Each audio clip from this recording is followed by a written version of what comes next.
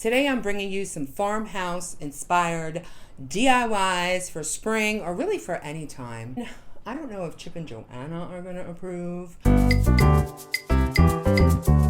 Hello my YouTube family. Welcome back to my channel. If you're new here, my name is Marta. Welcome to my channel. I hope you stick around. Join the crazy. Follow me on Instagram if you want to take a sneak peek at my private life, my real life. On Instagram, I am Cuban Curls, just like I am on this channel. I wonder why. Let's get started with these DIYs. So I picked up these wooden flower forms from Dollar Tree. I'm going to be using these for my first two DIYs, so I'm going to paint both of them the same way. I'm going to use this paint I got from Walmart. It's the Waverly chalk paint in the color Mineral. Paid about $5 for this 8-ounce bottle. Then I just basically start painting my flower form. I turn it upside down and put it on this cup just to make it easier to paint the back. Then I take a few pieces of this tumbling tower game I got from the Dollar Tree. I take about 6 pieces and some jute twine that I also got from the Dollar Tree. And I'm going to start wrapping each one of these blocks with some jute twine. I go all the way around each block, and when I get to the bottom I just glue and cut. Using some Gorilla wood glue, I take each one of those pieces and I glue them onto each petal. I just eyeball it, trying to get them all pretty much even.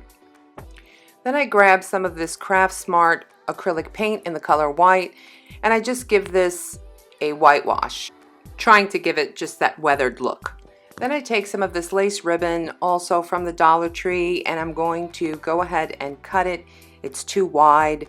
I want to hot glue it to the edge of my flower all the way around.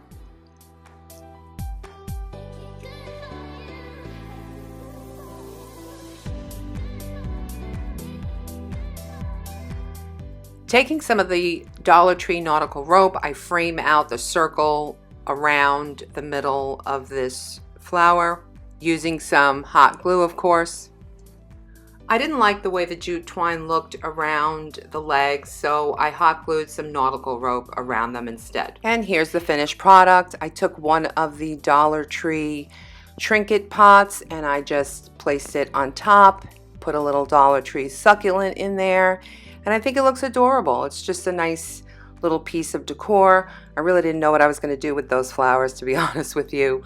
And if you don't want to use a trinket pot, you could also put a little vase in there. I mean, there are really a lot of different options that you can use with this. So yeah, that's that. Now for my next DIY, I'm taking these 3 signs from the Dollar Tree. They had these like around Valentine's Day. I'm going to take the metal hearts off of them, and then I'm going to use some Dollar Tree sandpaper and I'm going to sand these things to death. Once they're all sanded, I'm going to take my Waverly chalk paint in the color Mineral. Again, I'm obsessed with this color, and I'm just going to give these a coat or 2 or 3. Then I'm going to take some of the Dollar Tree craft sticks and I am going to attach these 3 boards using these craft sticks. It may look a hot mess, but believe me, it works. I take this Dollar Tree glass sugar dispenser and I take the lid off. I figured it would make for a cute flower, and I just glue it onto the hole in the middle of this flower. I then hot glue the whole piece onto my boards.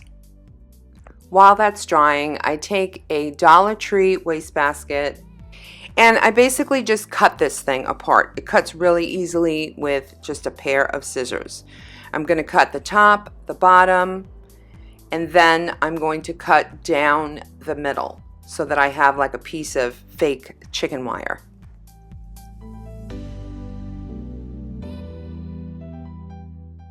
I then take the piece that I cut and I just wrap it around my boards, and I cut a little bit off from the bottom so that when I fold the bottom up, it won't bulk up, if that makes any sense.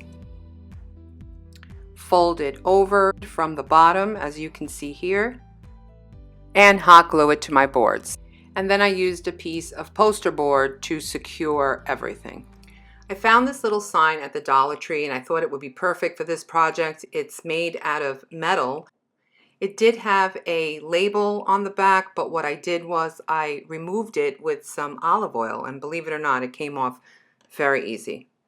So what I'm going to do is I'm going to E6000 the back of the sign. It's actually the front of the sign, the part where the mermaid is, and I'm going to add some hot glue, and then I'm going to attach it to my board.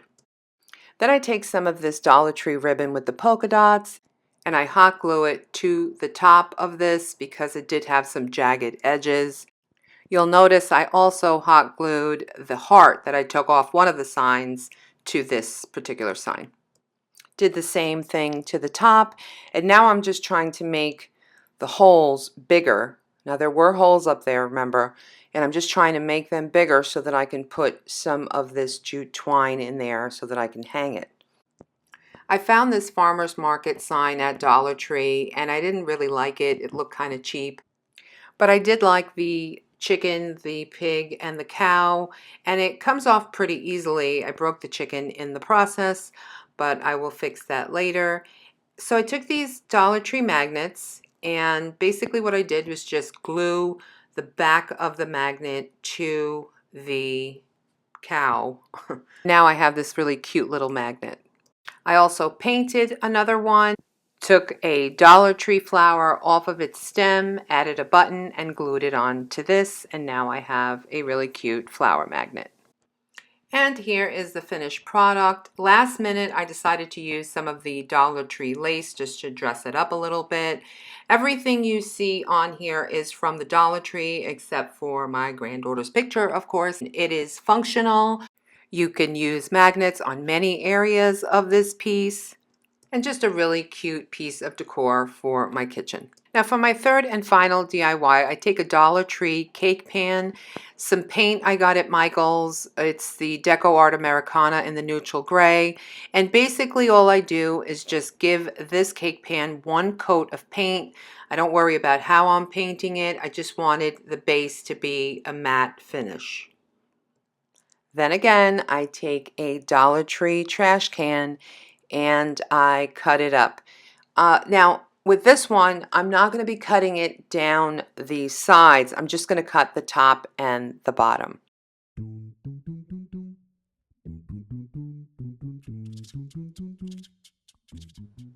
Then I just give it a quick coat of this same gray paint color.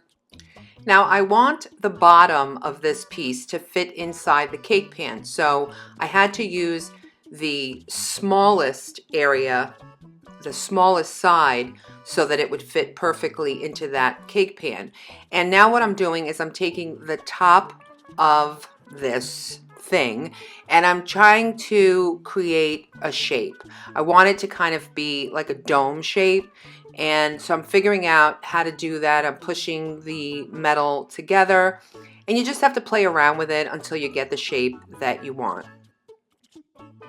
Then I take some of this Ceram Coat paint in the color Burnt Umber.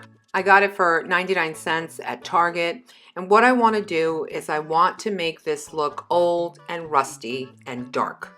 So this paint really, really works for that.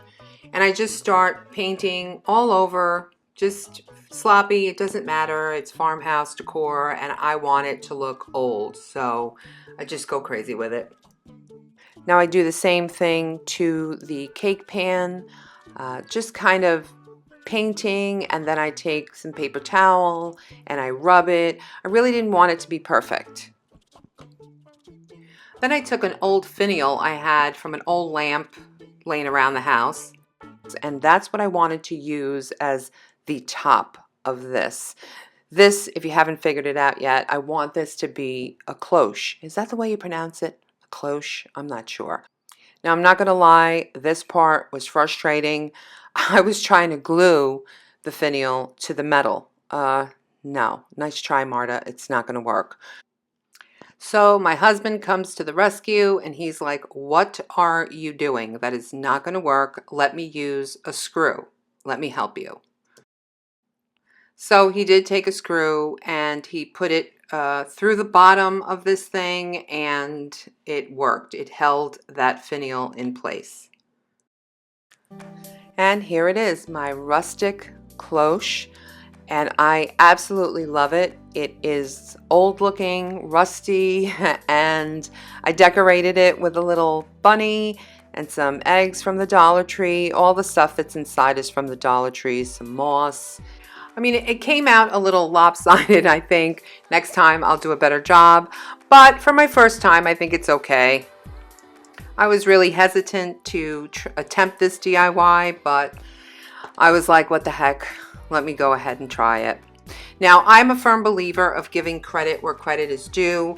I would not have known to use Dollar Tree waste baskets for any type of project had it not been for a young lady. Her channel is Lemon Avenue, and she is fantastic. I'm going to leave a link to her channel in the description box below, and you really have to check her out. She's amazing. Thank you so much for watching. I hope you enjoyed these DIYs. Please let me know which one was your favorite, if any. I will see you guys in my next video. Bye, guys.